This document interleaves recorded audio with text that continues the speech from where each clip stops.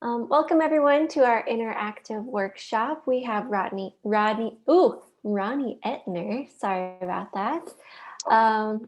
Ronnie, I'm just gonna let you kind of introduce yourself and take over. Sure.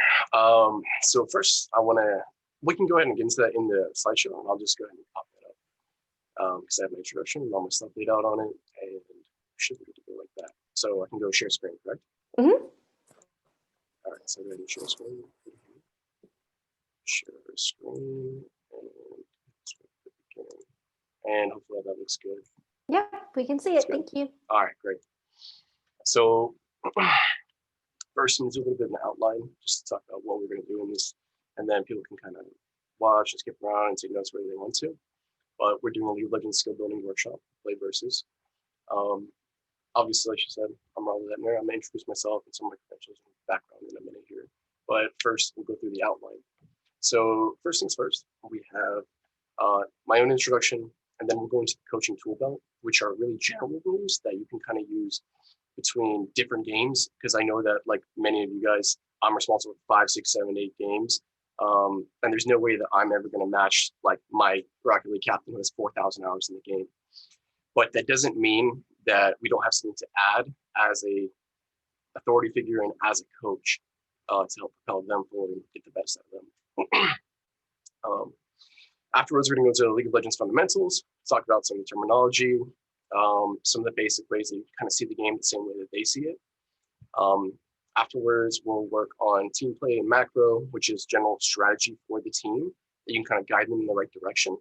And then we'll talk about drafting, which is really important in this game. I always say League of Legends is a lot like basketball, but it actually has a lot of elements of football in it where you have a dedicated game plan and you have a dedicated kind of style that you're running. Like certain teams will run a certain type of defense, and that's all they're going to run. You know, they're always going to run 4-3. And League of Legends is similar to that in that you have a lot of prep work that goes into it, and drafting is a big portion of that. And that's how, as a coach, you can kind of help out, bring some additions to it, and help them have a successful draft.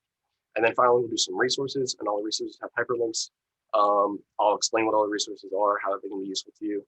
And then I will send her the PowerPoint, and you guys can go through and click into the hyperlinks.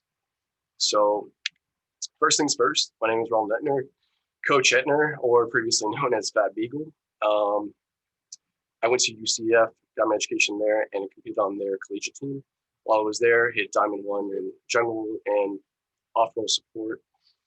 So I've been up into the ladder a bit. However, while I was there, I was really learning the fundamentals of teamwork and playing as a team and getting that player experience. And then later on, I learned how to actually coach and be the leading role. What you'll generally find in your teams is that people who play jungle and support are a little bit more on the cerebral side, which is not like just the perfect, like, oh, they're geniuses. It's more of the lines of where that their strengths are at as a player. And because there's less emphasis on the mechanical portion of the game in jungle and support, that's generally where you're going to find a lot of your shot calling, a lot of your team direction, and people who are putting the time in to really figure out how those roles work, because they're very intricate and they basically operate within all the other lanes the most. Like they have the most interaction between all the other lanes. Whereas if you're just playing top lane, you're just sitting up there as Nasus, just hacking away at minions, you're not going to learn how to operate with your bot lane or your mid lane really. And so that's generally where you're going to find a lot of leadership on your teams. So I was at UCF. We went pretty deep in the playoffs. We played in CSL. After that, I graduated. I was doing some continuing education, some techie type stuff, Net Plus, that type of stuff. And I continued to have the passion for League of Legends in general. And so I started to do one-on-one coaching. I went through a few different websites, but generally I just kind of built a clientele of people who were interested. I charged them like, 10, 15 bucks an hour. I would do live gameplay with them, and then I would do VOD reviewing with them and review over their game, watch it with them, ask why they were doing things that they were doing, and kind of push them into the direction that I wanted them to learn in. After that, I worked with Dawn Esports. Dawn Esports was, or still is, an organization that operates at the challenger level. Essentially what this means is that these players are up in that top 300 range. They are looking actively for opportunities to join into academy level teams. Some of them have academy level experience. Some of the people in this scene are previous players that were playing professionally already. Our rival was a new esports, and at the time they had a guy named Chris in top lane. They had Inori, who now plays for one of the LCS teams and had previous LCS experience. They had Firefire, who's an incredibly talented mid laner. They had Sheep, who also played in the LCS, and they had Mashman, who again also played in the LCS. So it's a very mixed bag in this area. Sometimes you'll have 17-year-old prodigies. Sometimes you'll have a 24-year-old guy who used to play LCS. And it's kind of a weird community because you have a lot of people who kind of know each other from the ladder, and they just keep playing up against each other, and they kind of have a good idea of who everybody is. But I was head coach for that team, and we were fairly successful. We did pretty well in all the scouting ground circuits. We played in Upsurge. We played in the scouting ground circuits with Big League. We did pretty well. At the end of the day, I learned a lot more from the failures of our team than I did from the actual successes whenever that we were winning. A lot of the issues that I ended up seeing were essentially that our team lacked direction and lacked decisiveness. And as I got to continue learning basically how to coach and how to be a leader, I was able to kind of push us in the direction that I wanted us to go in. I learned a lot from the teams we played up against. A lot of my players were good friends with players from Cloud9 Academy. So I got a chance to speak with Golden Glue Blabber. At the time, he was on the Academy team. Reaper. Fudge was their top laner at the time. I don't think I ever spoke with their AD. Diamond, we had him sub actually for a couple times with us in a couple open tournaments, but I learned a lot from them, and I'm going to go into that in the next slide here when we talk about the coaching tool though. But currently, I am the Kaiser University Sarasota head coach of esports, which means not only am I the League of Legends head coach, but I'm also the head coach for Fortnite, Rocket League, Overwatch, Call of Duty. And so if you guys ever feel like, you know, you're supposed to be the head coach for a game of League of Legends and you don't know that much, or you're kind of just an intermediate player, it's okay, because I'm just a casual player in those teams too, and I'm still responsible for being their head coach. I'm still responsible for helping them grow as players. So we're gonna get into some general stuff as well as League of Legends fundamentals. So, coaching tools for success. Essentially, I like to use this analogy, and hopefully people from academics will appreciate my analogy and not hate it too much, but I like to look at it as languages. Essentially, I see myself as like the dean of languages at a school, right? And my school has to have a teacher for Chinese, a teacher for Italian, teacher for Spanish, teacher for German, teacher for French. But I really only know one of those languages. I only know Spanish, right? So while I can be a really big help to my Spanish professor, German and Italian and Chinese, like I know like 2 words, right? So we need to lean on our experts, lean on the people who have put the time into the game, and empower them to the point where they feel like, okay, coach has my back. I can say things that might upset my players because, you know, as a kind of trade secret, we really want competition and we want conflict between our players. That is healthy in order to drive them forward. Now, there's a bad way to do that and there's a good way to do that. But when we empower the people who have put the most time into the game, they're generally going to fall under the leadership that, you know, we've ordained and really move forward. So a lot of times you're going to be asked essentially, in order to be a good coach, even for me, whenever I was coaching the challenger level players, I'm not in challenger. I've never been in challenger. You know, I've never been like above diamond, high diamond. And even then, high diamond to those players is like they don't even want to play with diamond players, you know? But that doesn't stop me from coaching them because I know what I'm saying and I'm confident in what I'm saying, but I'm also sticking my neck out whenever I say, hey, why didn't you do this? Or why are we doing this? Or why did we falter here? It might be obvious to them, but it also might be something that forces them to reconsider, something that they kind of glanced over because it's so obvious that they just essentially said, I'm not even going to bother questioning, just it is what it is, right? But our silly or dumb question might end up giving them reason to pause and look back at it and say, well, why coach even asking me this? And then they look at it, they need to justify their own reasoning. And then once they justify their own reasoning, then they actually will be forced to reevaluate their own gameplay, which is what we ideally want to drive. We want them to reevaluate their own gameplay, and then we want them to reevaluate their teammates, not in a negative way, but in a constructive way. So the way that we're actually sticking our neck out, we're actually asking our players to stick their necks out too.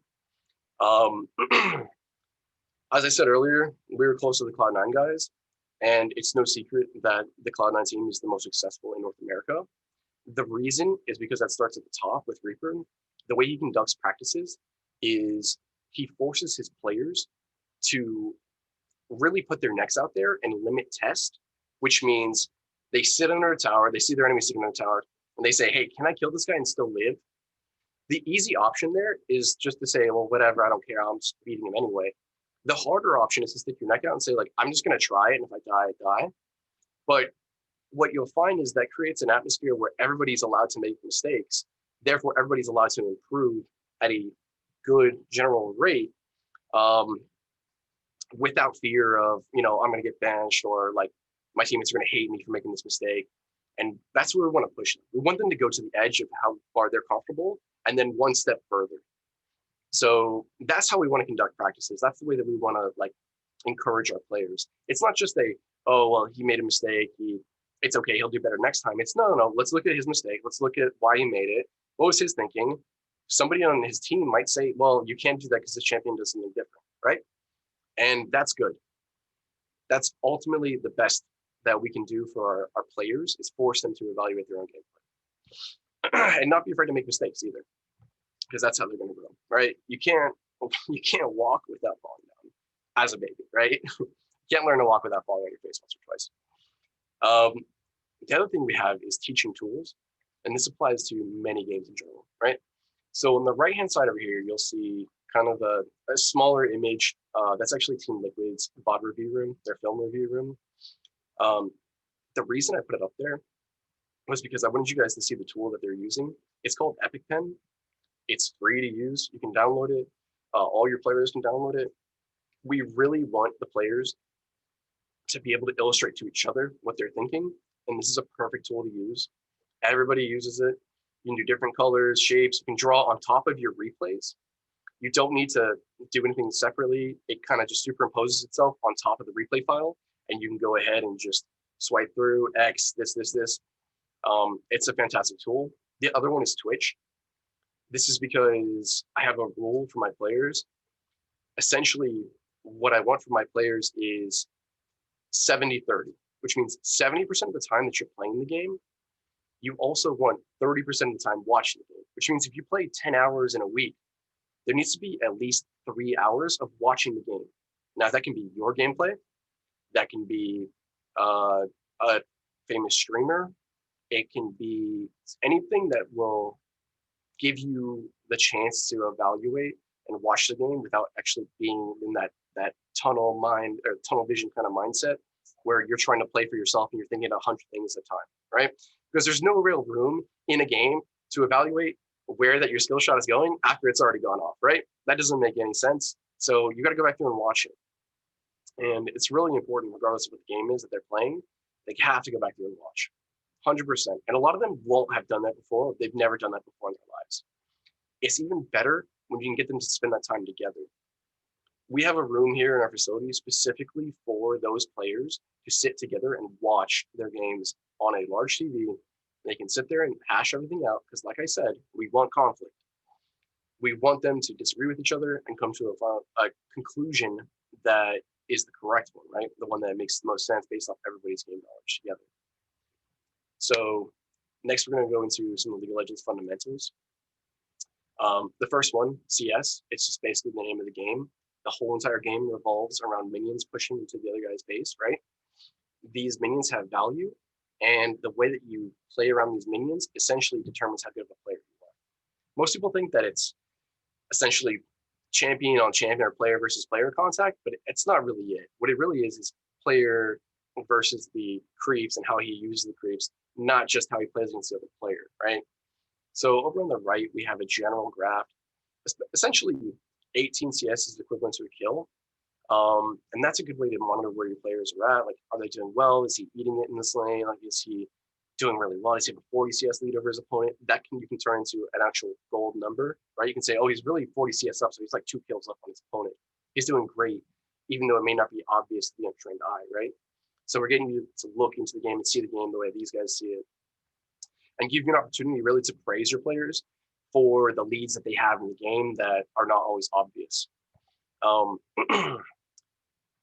CS in general is a value, it's a way to extract value from the map, but the way that you interact with the CS, like I said, is really what determines great teams from just subpar basic solo queue teams. Understanding the way the wave works, the waves of minions work, interact with each other, as well as what they force the opponent to do, is how you're going to actually make the gap up in skill. If you're, if you have a gold mid laner, you're against a diamond 4 mid laner, maybe it looks bad, but there's a way to interact with the wave and interact with that guy that basically negates him. He can't do anything, right? Which is exactly what you want to do. Nullify the enemy's strengths and create, your own steadfast defenses for your team to shore up your weaknesses. So wave management, we'll get into a little bit there. You can see on the bottom right, all the optimization has been changed. So the numbers aren't exactly correct. However, what you'll see is these are generally good stopping points for you to reset your lane and go ahead and go back and then come back with an item with an advantage and then keep the pressure on, right? Understanding when to back and when that you can actually push and freeze the lane is really, really important. There are skill gaps in League that are mechanical, and if your guy has to go against their guy just one-on-one with no minions in lane, he's going to lose 9 times out of 10. But if you understand how to manipulate the wave, how to really freeze a lane, right, then you can force the enemy to sit in a bad position or basically not get any money or really crush a guy who basically would normally beat you, but you're really punishing the fact that he picked a champion that is worse than yours that really shouldn't be able to match up in that lane. And I'm going to break down freezing because I'm not sure where everybody's skill levels are, so it's worth getting into because even people on the higher end of the skill chart don't always understand what that a freeze does. Essentially, what you're doing with a lane freeze is you have a certain number of minions that are pushing towards your team, and you are creating a space where these minions are perpetually stuck in that area, preferably in an area that's advantageous to you, like close to one of your towers, and the enemy has to come over and basically push that wave in and stop you from freezing it there, or they have to call a jungler to come over and stop you from freezing it there. And the way that you do that is that you selectively kill minions in that lane that basically don't allow the minions to ever move from that spot, right? Eventually, it will break on its own, but that gives you another opportunity in the fact that you now have a wave that's pushing against them with a bunch of money in it, and you can go over and do something else. Then they have to pick, okay, do I want this bunch of money that's sitting here pushing into me, or do I want to go chase down my opponent who's in top laner who's going to mid and he's going to come jump my mid lane, right?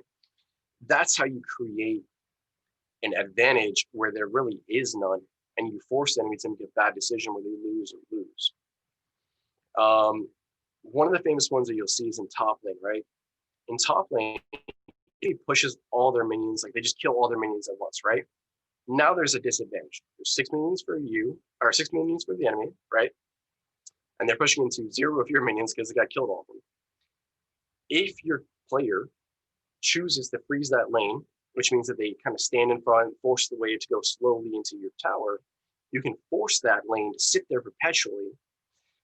Then when they selectively kill minions, their entire wave is still at a disadvantage because the enemy lane still is going to push minions out, and you're already at the 6+ advantage, right? Because they still have 6 minions pushing into you. And essentially what you're doing is just forcing them to push that wave in, kill the rest of the minions, right? However, if you have a jungler that's there, if you have a champion that beats there was 1v1, they might not have the option to come interact with a wave like that. And those are the advantages that really will determine how far ahead you can get in a game. And it's really going to matter because some of the players, there's no doubt about it, you will have players who are outgunned in whatever lane. Maybe the enemy's a diamond top laner, you have a plat top laner, you have a gold top laner, maybe you have a silver top laner. If they understand what tools that they have that they can create for their own advantage, they can really put the guy in a position where he doesn't want to ever be. A visualization will work at a later point. I'll show you guys a visualization, kind of like how that works. But I'm going to get into vision and fog of war now. Essentially, vision and fog of war dictates how much information that you have. And at the end of the day, this game is about what type of decisions that you make with the intel that you have, right? So one of the things you can do with your support or jungle players is you can go into just a practice match, right? And you can have them put down an unlimited amount of wards and kind of practice their setup with no threat of danger. That way they can put wards down. They say, okay, I have 3 wards. I can put 1 here, 1 here, 1 here. And then you look at it and you say, is there any way for them to come and attack us that we can't see? And what this does is it gives you clear goals to set up for objectives, right? We'll say, okay, we have the advantage in this lane. We're going to do dragon now. So let's go set up our vision. And the jungler comes over, create a mismatch so they can't fight you. And then you go into the enemy jungle and you say, okay, we're putting a ward here, we're putting a ward here, we're putting a ward here.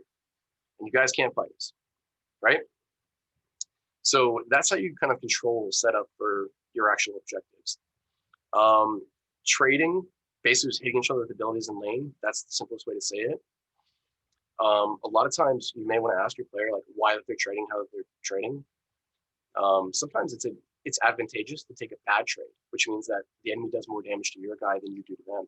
But because you're a champion that has better sustain, or you have more health potions, you have corrupting pods and like that, you know that you're going to be able to stay in this lane even if you take bad trades. And then the enemy that's sitting there hitting you 100 times, he's like, wow, I'm so good. This guy's so dumb. What is he doing? And then your player just eats 2 or 3 biscuits over the course of the lane, and all of a sudden they've regained all the health that they lost, and that difference is now the opposite direction. Because what they thought were good trades actually end up being bad trades. And this is where you as a coach have to talk to them and say, hey, why are you trading here? Does this make sense to trade? And you're kind of going to put yourself out there a little bit and stick your neck out, like you said, and really ask a question that may be obvious, but they will reevaluate. I promise you, when you say to them, they're going to go, okay, why did I do that? And they're going to go, yeah, well, obviously this is this. But again, we're getting them to reevaluate their own gameplay. We're getting them to answer for their actions. Positioning, basically what positioning comes down to is both in the lane phase and a team fight phase. You're going to ask yourself, what does the enemy need to do in order to beat us? You might have a Kog'Maw Lulu and then just kind of a support you made, like a Galio or something like that. And the ability for you to say, okay, we have Kog'Maw Lulu. As long as Kog'Maw stays alive and spits on stuff, we win. At that point, you know what your goals are as a team is keep Kog'Maw alive. You just have to. At the same time, you also know what the enemy has to do, which means you're looking actively for opportunities that they might think are great to go kill your Kog'Maw Lulu, right? And different teams will function differently, and different team compositions are going to function differently. We'll get into that a little bit in the next slides here. Team play and macro. So one of the things we had talked about, right, was freezing lanes, putting people in disadvantageous positions, right?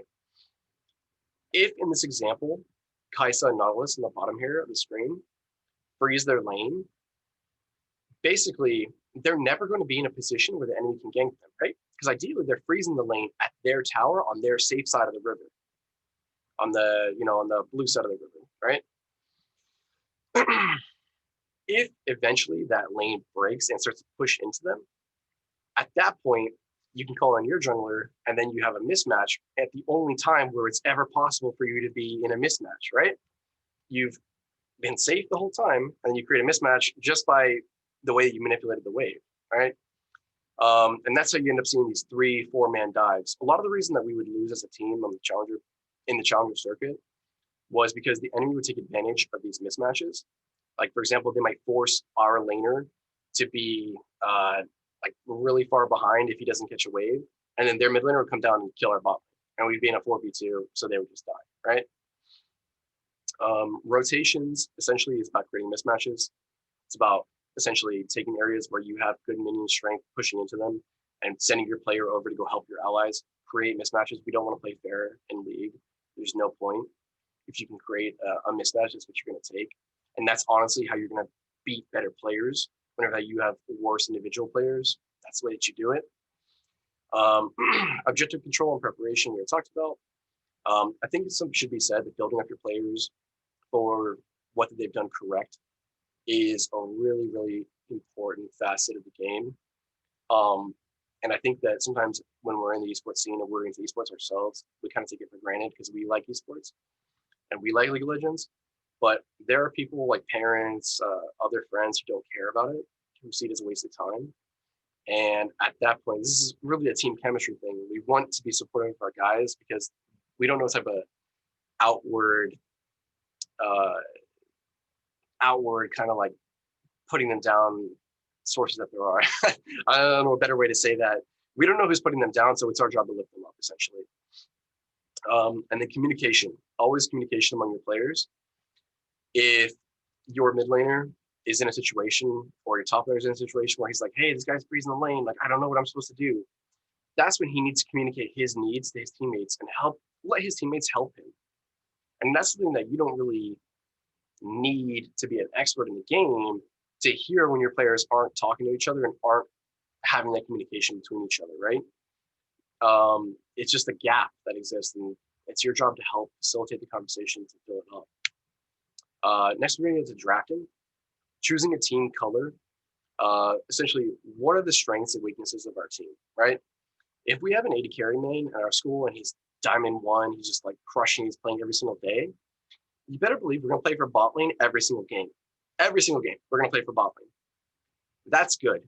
It makes us one-dimensional, but at the same time, we'd rather be a one-dimensional team with clear strengths than a 5D chess team that sucks at everything. That's just not going to work, right? Keep your things simple, especially in the beginning when you're forcing, brand new teammates and players to play together. Keep things simple, play to your strengths, and then work your way from there.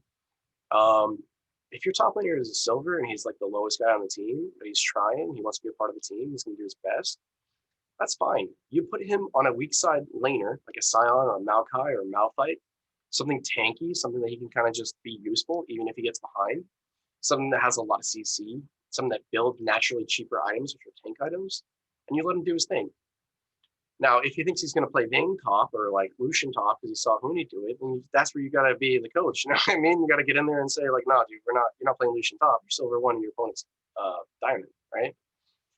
And you do it in a good way, right? You got to figure out what your players respond to well, and you give them, credit even when they're doing the hard thing, which might be playing defensive, playing passive, and kind of just being the guy who carries the water for the team, right? So the composition of your team, how that you guys are going to go together as a team, is your team color. That's your team identity. You have to ask yourself, does the team composition that we're playing match the desired play style of our players? Not everybody's going to get what they want, but we really do want the guys who are going to play the best to feel the best and feel comfortable in the game, because that's going to enable them to be successful. The other thing is we can do this in draft. We look at what type of winning matchups can we create by using our pick advantage, right? So we know blue side's going to get their very first pick. And if there's a champion that's insane, like just so incredible, we always win when we get it, we just blue side that first guy, right? So on my team, I had Soul Mario as my top laner. If they ever left Kled up, we would just pick blue side Kled, like blue 1 was just Kled, right? It didn't matter what type of magic he was in. He loved the champion. He was absolutely insanely champion. He had 3 accounts in Challenger playing mainly that champion, but he was also good at other stuff. And so if they left it open, we just take it. At the same time, we've also been killed by Sheep deciding that he wants to play Blitzcrank. On the very last round, he sees all of our champions and he's like, oh, this is a Blitzcrank game. Even when Blitzcrank wasn't considered a good champion, right? Because Sheep is the type of player who essentially, if you give him the right tools, he's going to take over the game. He's going to play playmaking support. He's going to kill everybody, right? So your draft is really more about playing the style of game that you want your team to play, rather than too much of interacting with the enemy team, right? You need to make sure that your own house is in order. And the way you do that is you make sure that the identity of the team that you've drafted makes sense, right? We don't want bot lane to be playing a very aggressive, like Draven lane, right? And then also have top lane also playing really aggressive, like Vayne lane, right? Because the jungler can't be on both sides of the map at one time. All we're asking for there is for one of them to lose and get canned by the enemy jungler. And then we have a really big problem. So the team composition needs to make sense for what you're trying to accomplish as a team. And then when you have the opportunity to, you take strengths away from from the enemy team. And as you progress more as a team, you can almost build your own team to counter the enemy based off of what they're picking. But that's much later. Once you guys are more comfortable with different champions and you're a really good team and you've spent all the time, playing together and practicing new stuff, then you guys can be adaptable. But in the beginning, you have to make sure that the teams that we're drafting make sense for what that we like to do in the game, right? I think another good example of that is Cloud9. You guys watch, generally when they had Sneaky, they would just sack their bot lane. Every single game, they'd sack their bot lane. They were picking Ezreal, not just because Ezreal was a great champion. They picked Ezreal because Sneaky wouldn't be able to get into trouble if he's playing Ezreal and his support is Braum. It's hard to dive Ezreal Braum. Opposite direction, if they were playing Lucian Braum, now you have the lane that needs the jungler to be there so that you guys can 3v3 and win 3v3s instead of just having them like off on their own island, trying to like 2v2, and then the enemy jungler shows up, and now they're behind and they don't scale well. That's like a nightmare scenario, right? And you don't want to force the jungler to go to a side where essentially he has to lose in either direction, like where he has to pick basically who his favorite is. You want to have a very clear game plan. So that's pretty much that in regards to drafting and team identity. Now I have a bunch of resources for you guys. We have Mobilytics has a vision control guide, which is really good. We also have champion statistics from, I think it's champ.gg, or yeah, I think it's champ.gg. U.gg has it also. You can monitor basically who the best champions are, kind of suggest some champions to your team, right? It doesn't take a huge brain expert of the game to say, hey, buddy, Malphite has a 55% win rate. Do you want to try playing that? And kind of get your guys in the mood of like, oh, I'll try this. It sounds really good. LS is a very famous commentator and analysis of the game, or analyst for the game. He has a YouTube channel where he has a lot of basically one-on-one coaching sessions. He has a YouTube channel where he does a lot of drafting sessions where he talks about some of the same things that I'm talking about in regards to team color, what your team wants to do, making sure that your team picks make sense and they work with each other, right? Team Fight Breakdown is an awesome piece of content that Riot Games has done, where they break down team fights from professional games, and they break it down in slow motion, so you guys can watch it together and kind of go, oh yeah, like I like what he did here, and this makes a lot of sense. It's really good how you punish this guy for not having his ability up. That's where you're going to learn all that. Overwolf is a nice, I guess it's a kind of a stat tracker. It does a few different things. It shows you replays of your deaths when you die. It shows you kills. But it also has an APM tracker. And it can show essentially how that you're doing as a player. Are you active? Are you really doing what you're supposed to be doing? Are your CS numbers good? It helps keep you accountable. ProBuilds.net is a great place to send beginner players so that they can see what the professionals are playing, and then kind of get an idea of, am I building the right thing? What are the pros like? Maybe I should try building that. It's a good way for them to be creative and kind of check out what the professionals are doing and kind of question why they're doing it. And then leagueofgraphs.com is a fun website as well. Essentially what that is it shows graphs, right, where all your win rates are. It shows win rates by minute in the game. So you can pick a bunch of champions that have win rates that spike very late into the game, and you'll kind of have a good identity of where you're going to go with that game. It also helps you from the outside look at your team composition and see, like, why did we pick a guy who has to scale real late in the game and then a bunch of other people going to go aggro early, Then it's very obvious to you, like, we didn't draft this properly. We have a late game carry here and we have a bunch of early game carries here, and we're all spread over the map. It doesn't make sense. And you can see it statistically through the League of Graphs. It also shows your players how high up in the ladder that they are based on their one champion. So for the one guy that says like his Graves is sick and like he's the best on Graves and he's like loves that champion, it'll show what his rank is in the world. So it's a fun place for them to go check out. how do they stack up compared to basically the general population of the game. And then with that, I'll just open for questions.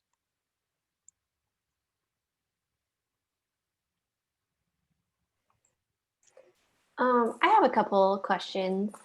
I don't know if you have time to do this or if you have the ability, but for a long time, I didn't know there were like ways to practice within the League of Legends client. Is there a possibility you could kind of demonstrate some of those?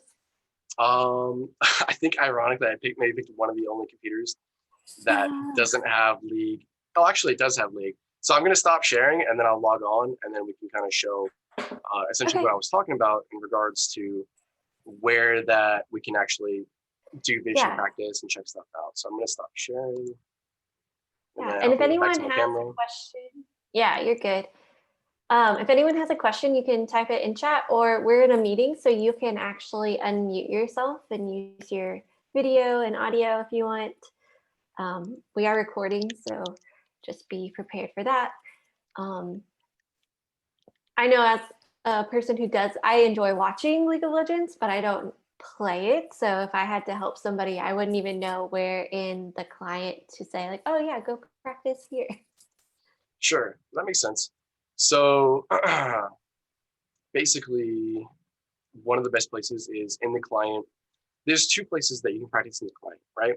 One of them is a private game. And people are going to underestimate this because maybe it doesn't make sense at first to hear it, but once you actually do it, it makes a lot more sense. If a player wants to practice a specific matchup that they find themselves always losing in solo queue, you find a comparable laner, right? So if it's your mid laner, you may say, hey, top laner, do you want to practice with Johnny, who's our mid? And do you want to like just play the matchup for him? And maybe it's a matchup that's like favored towards the top laner. That way your mid laner gets practice on it and kind of like gets the idea of like, okay, when he does this, I have these options available to me. When he does that, I have those options available to me. And I think sometimes this is like getting back to the point that I was making earlier in regards to sticking your neck out. A lot of them almost don't want to 1v1 each other because they're scared like that it's like going to create some sort of pecking order in the team. But if you can enforce it among the players and kind of get them going, get them actively playing against each other, then you're really going to make a difference in the way that they see each other as a resource and they can communicate and lean on each other. And that's really important for especially coaches who don't have a ton of coaching experience. The other one is the practice tool, and I'm going to show it real quick here once we're actually able to, once I'm able to finish patching, I guess. So I'm going to go to practice tool, and I'm going to show you where to get to from practice tool. So I'm going to go back to sharing screen, share the client. Okay, so we should have the client up. So when you go in here, you'll have training, you'll have tutorial, which is useless for anybody who's playing competitively, but you'll have the practice tool right here. We do have teams that have brand new players, so tutorial may be helpful. Okay, well, in that case, maybe it'd actually be a really good idea if you've never touched the game to go into your own tutorial and play through it. That way you can get the good idea of what's going on in the game. This is my moment of honesty. I never made it all the way through the tutorial. Well, the tutorial has been changed a lot, and it's much it's much nicer now. It's very helpful. They've updated a lot of the terminology, a lot of things that are kind of given. I'm just going to go in as Zyra just to say that you're practicing with your support, and you want your support to kind of get a good idea of what's going on in the game. You want them to kind of feel comfortable wording and understanding.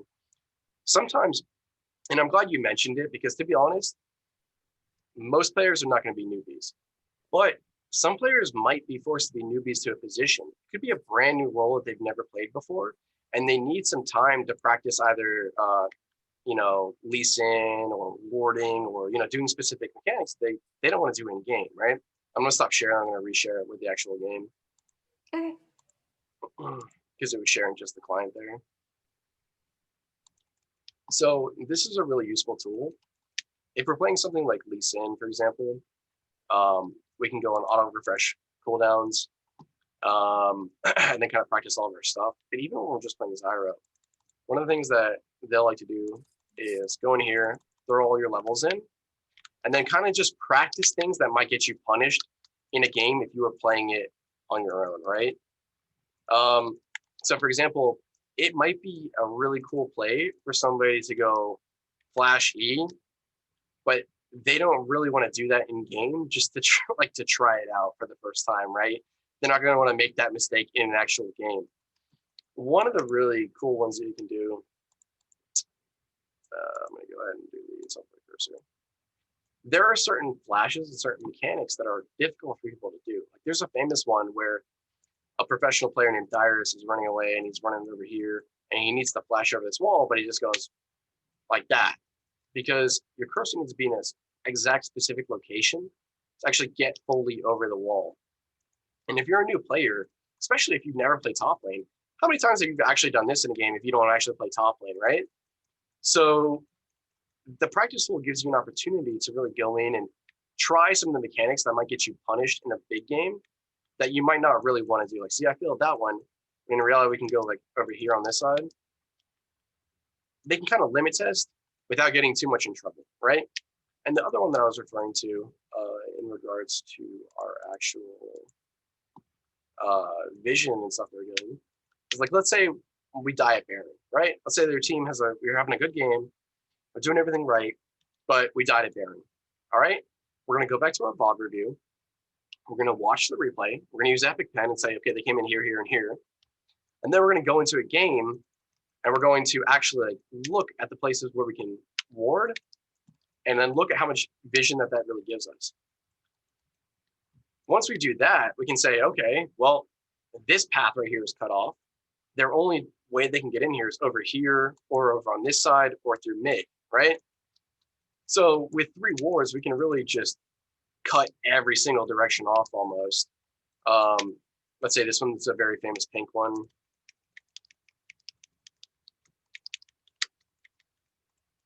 And then this one's a very good one too, just because it kind of gives you a good idea of somebody's walking through lane. You'll see them either walk through lane here, or you'll see them coming through this side. But you can see I'm just one person. I'm just the support. And I've already put 1, 2, 3 different wards down, and then my control ward right here. And there's no way that these guys can get in without us seeing really. They can be kind of sneaky and creative through here, but there's not a whole lot of ways for them to actually get in and collapse on a Baron. So that's one of the things that we have at our disposal. The custom matches are a good way for you to actually do one-on-ones where you're in a controlled environment. There's only those people going on. I mean, there's only those people playing against each other. I guess I'll open up while I'm in here. I'll just open up for more questions. Anything you guys are wondering.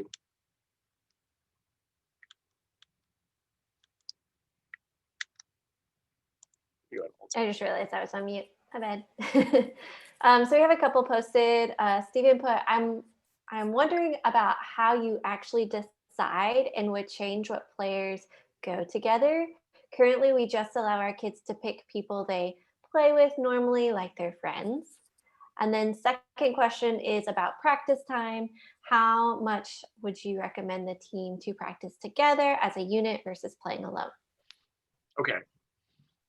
So I'm going to answer the second question first, and then I'll go back to the first question. The second question can be difficult to answer because you may have players at varying skill levels. And if you force your diamond player to always play normal games with this bronze player, it's good that they're playing together and getting some time together, but you've created this really weird practice scenario where he's basically like if you had like Arnold just walking around with like 2-pound dumbbells and he's just like going like this, like, you know, what does that actually accomplish for him? He needs to be in his own private solo queue time where he can play together. I mean, where he can play against people who are at his skill level and really practice against those guys. So what I would say is this. Players who have good skill level that are close, like diamond and plat players, you encourage them to play together. It'll be really good for the platinum player, and it won't be too easy for the diamond player. And they can play competitive together. By the way, if your players don't want to play competitive together, that's a really bad sign. That means that basically they don't trust each other with their precious LP that they've earned. That's bad. You want to encourage them to play together as much as possible if their skill levels are good. On the flip side, you really want to get scrimmages in for all of your players to play together because they're very different from normal games. Normal games might be me and 4 of my friends are just playing at like 1 a.m. because we just feel like it. And that's not always a really good way for your players to play. I mean, you'd be like playing quick play in Overwatch or like a pickup game of basketball against like just random kids from the neighborhood. It doesn't make any sense. Luckily, I've seen Play Versus. They have really easy scrim finder to help you get set up against other teams. That's awesome. Discord rooms are really great too. You can say, hey, this is our player. These are our players. Generally, what we would do on Dawn was we would actually have a set of all of our OPGGs. We would put all of our names together into one link. And then we would say, hey, our average is this rank. Here's our OPGGs. So they could see everyone they're playing up against. And then post that in a location that other collegiate teams or other pro-am teams were looking, right? And that's a way that you can find good scrim partners that make sense for your skill level, right? So basically, to answer your question, players with a very good skill level or like close skill level should play together in competitive.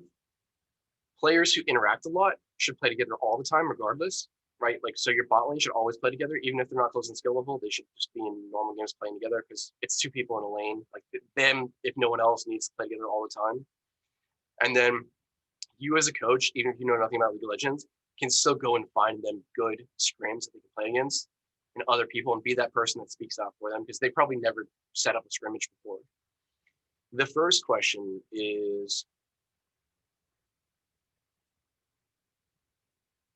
so in that situation, the question says, I'm wondering about how you would actually decide what players would go together. And they kind of currently just allow players to kick people or just pick whoever they want to play with normally. So there is something to be said for players who want to play together, as in they actually enjoy playing together and you want them, even if it's like a subpar team, you know they're going to put the hours in if they get to play with their friend Kyle, who's known since like 3rd grade, right? They may demand it. And when we were building Dawn Esports in the beginning, as far as like building our teams that were going to compete, we had like 30 challenger to grandmaster level players who are all trying out, or 30 to 40 of them. And we needed to make basically 3 teams, and there were obviously 5 people each. Some of these players almost demanded that they play with their friends, and that's okay. But there is a very obvious ranking system, and for your school to be the best that they can be, you're going to want to stick to that ranking system and kind of get the absolute best players out of that ranking system. Some of them are going to complain and say, oh, I have bad teammates and that's why I can't get out. That's probably not true. Some of them may actually not play ranked that much, and they might be great players. In that case, you should encourage them to put a lot of games into ranked and really prove themselves where they're at. So it's not a tell-all. It's not like the obvious, like 100% this is the guy's the best. But it is really indicative of where you should be structuring your team, like who you would pay the highest salary to if you were a general manager. And then Mike asked, how do you structure team practices? Like, are there mechanics to do each time? Practice a lane matchup, do drills, watch bots, scrim, etc. So that's a good question because the primary way that you think is by playing the game. And the best way you can play the game is in a structured environment against another structured team who is absolutely trying their best to win.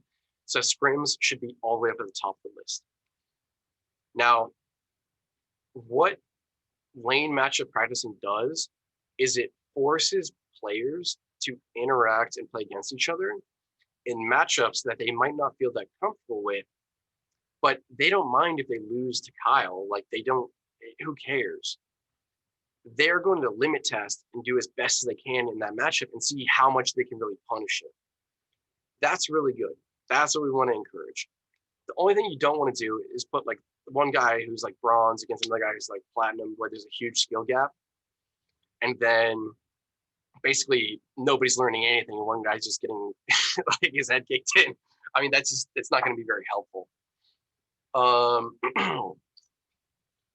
Drills in this game don't really exist because essentially the way that you're playing the game is by decision making. And if you are always making decisions, like, if you're only making decisions in the game and you practice some mechanics, you're going to be in trouble. But if you only practice mechanics and all you do is sit there as Lee Sin and just do kicks over and over again and just play like high mechanical champions and practice all your flashes and all that stuff, you're also going to be in trouble. So there's a good medium. I would say you definitely slant it more. I would rather, for my players, have them spend 30 minutes doing like a VOD review and talking together, and like 5 minutes of doing drills and like practicing like kind of mechanical stuff. The one caveat I will say for that scenario is you don't want your players to come into a game like 5 minutes before it starts and they've just been eating Cheetos for the last 30 minutes and watching anime. I mean, you do need to warm your hands up, and you do need to kind of get that kind of like hand-eye coordination rolling before the game starts. So make sure that your players are there when they need to be, like, which is much before the game starts. If you need to, tell them the game starts at like 10, 15 minutes before it actually does. So that way you know that they're up. I have a really funny story actually. I went to go substitute coach for one of our sister teams at Dawn Esports. And they're going into a game. This is challenger level players, right? So it's all top 300 level players, like people who want to be professionals, who pour hours and hours into the game, playing it for years. When they went to go start for their first game of the bracket of the tournament they were going to play, one of the guys on the team was still sleeping at 2:00 in the afternoon, and the game started at 2:00 in the afternoon. He was literally just asleep. And they like 3 of the guys were like, dude, I'm texting him, bro. And I'm texting him. And it's like, if you're going to have people who are pulling that at the highest end of competition, well, not the highest, but at the high end of competition, you're going to have people pulling it on the lower end. And I will tell you that that's really an issue down the line that builds. It kind of simmers because one time he's late and the next time he doesn't show up to a scrim. And then now you have like 2 of your players on your team that are like, okay, if he's not going to show up, I'm not going to show up either. Right? And that gets back to your actual being a good head coach and being a leader on the team. It has nothing to do with League of Legends, but it's incredibly important to League of Legends, right? It's incredibly important to the longevity and chemistry of any team. And says, I don't know. Steven says, I don't know the place, but how do I get my good players known as psychologists or game organizations at the next level? And show their VODs or just okay. So there's a number of basically, sorry, the question is about getting his players noticed at the next level and helping them get scholarships and helping them go to a place that will be great for them to compete at the next level, which is at the collegiate level. And I want to say this real quick is that in both Rocket League and League of Legends, there are teams at the collegiate level that are good enough to where their players just get shipped up to LCS or RLCS. Akron has one of their players who basically just stuck over into our LCS team. He just said, all right, I'm going professional now. Our team would regularly scrim against Harrisburg, like our challenger team. When I was coaching it, would regularly scrim against Harrisburg. And they would be like, wow, Harrisburg is like actually a good team. Like we need to play this scrim properly. So there is definitely a next level that exists in collegiate. Obviously, I'm gonna say like, I always want to see players and see how good the players are and see awesome, like talented players, just so I can give them advice. And even if they don't land with me, they might land with another talented coach. There are a number of really good websites, like NCSA, Be Recruited. These are all websites where they can go on and they can put their GPA up there, which will matter. They can put their pictures on there, like where they're from.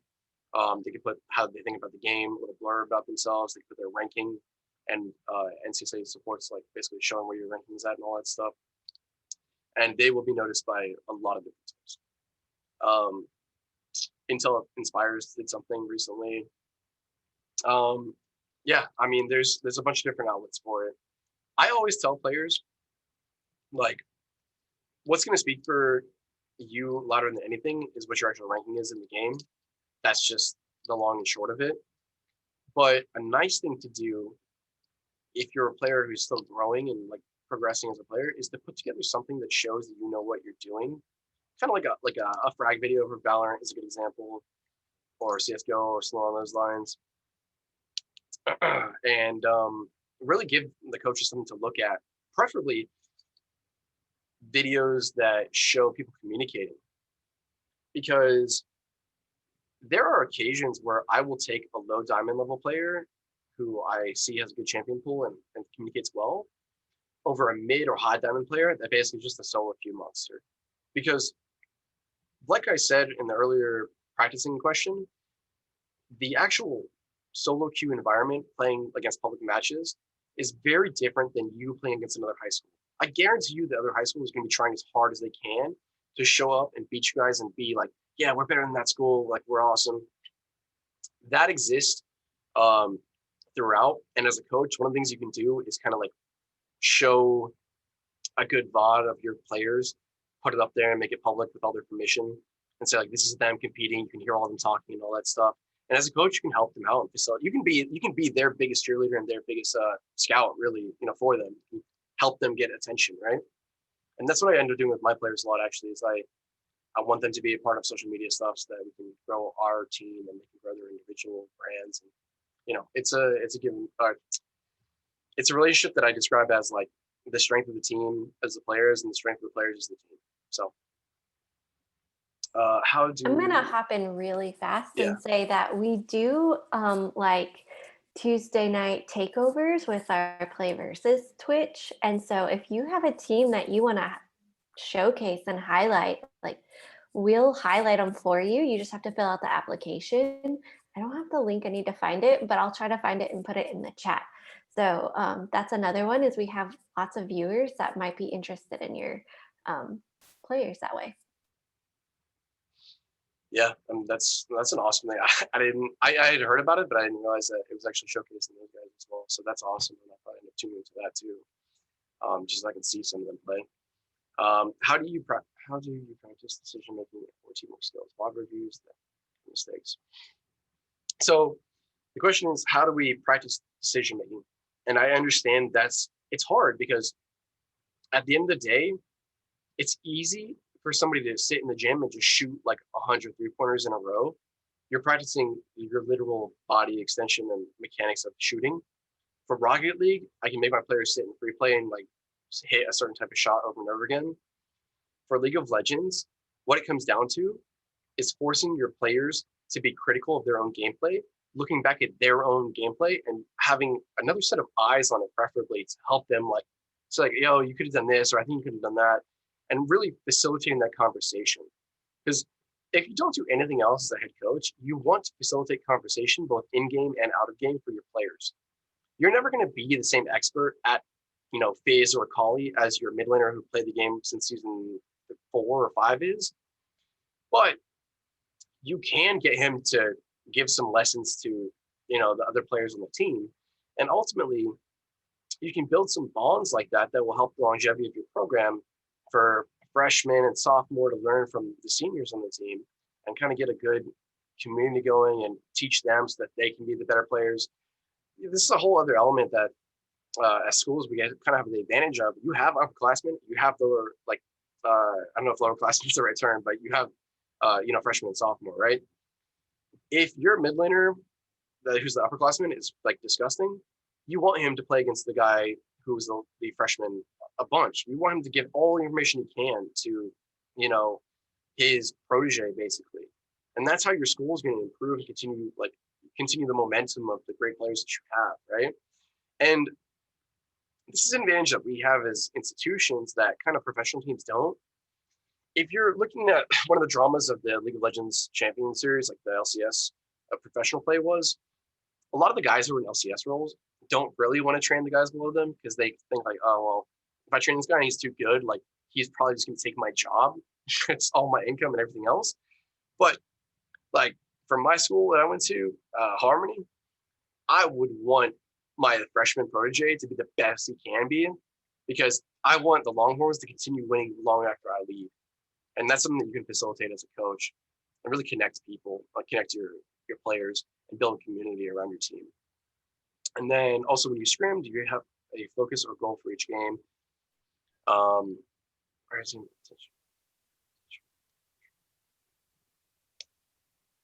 So that's a really good question. That basically the question says, when we're scrimming, do we have a clear goal in mind, or are we just trying to win? I think it's kind of like the gist of it. You can accomplish both at the same time.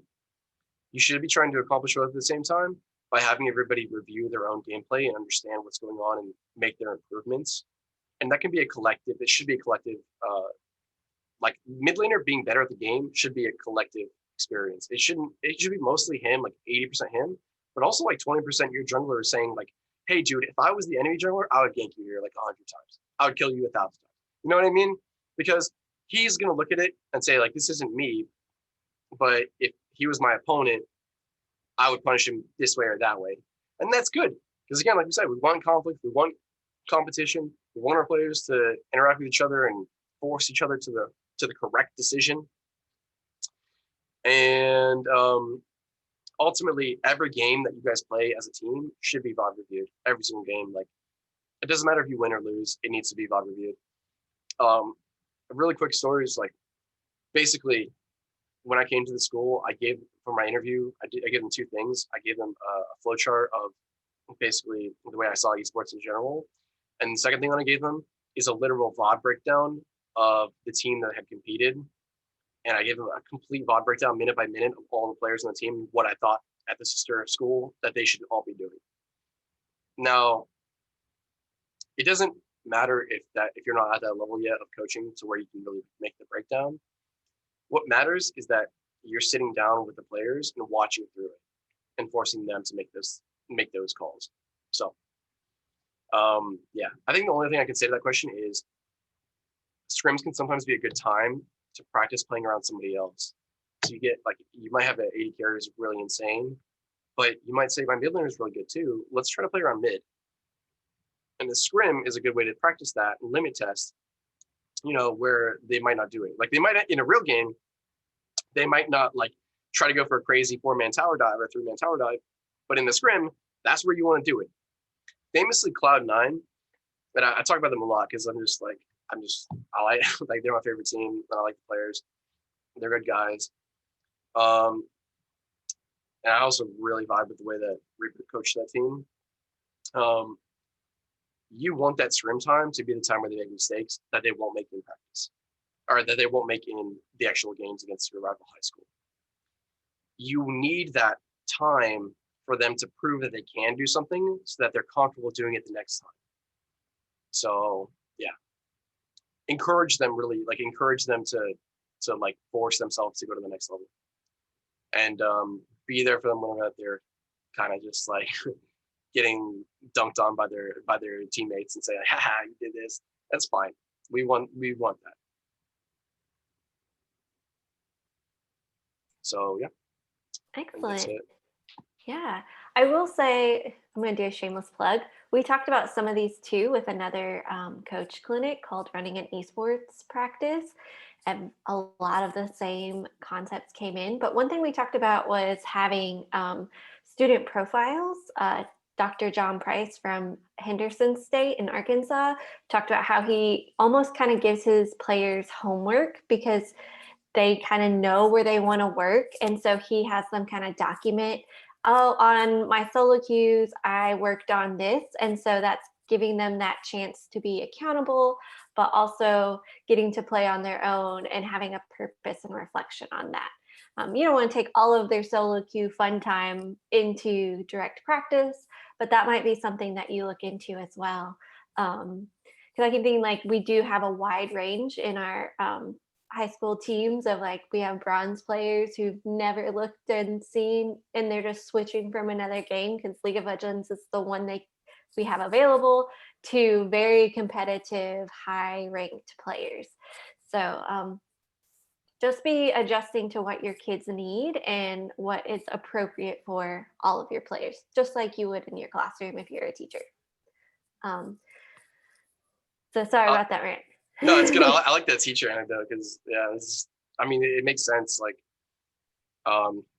you'll have crazy like different types of players come in, and you never know what you're gonna get. Like in our collegiate team at UCF, we just needed a guy to play this. We needed another guy to play this. It's like, it's not his main role, but he's going to come play with us, and he'll be learning.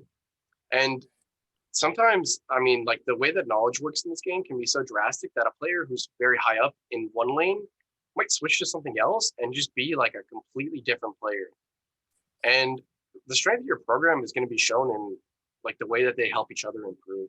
And though you don't measure the progress in the results, you measure the progress of your team in the process. Like, how much have we improved? How are we doing? Are we doing the right things? And then you let the results follow afterwards. Yeah. I've just put a basic profile example that John sent with after his. I'll put a link in the email afterwards, along with a link to that clinic if you are interested in watching it. Thank you again, Coach.